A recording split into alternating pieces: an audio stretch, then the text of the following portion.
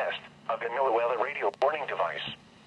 During potentially dangerous weather situations, specially built receivers are automatically activated to warn of impending hazard.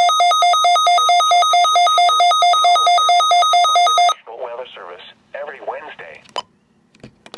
When there is a threat of or existing severe weather in the area on Wednesday, the test is postponed until the next good weather day.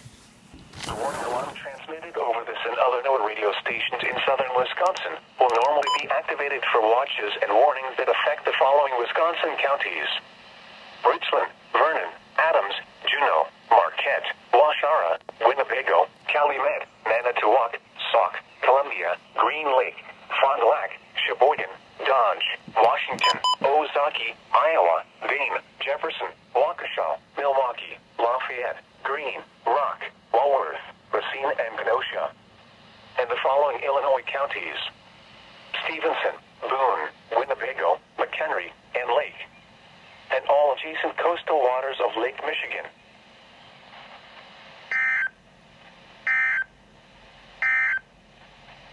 The NOAA weather observations across Wisconsin and nearby states.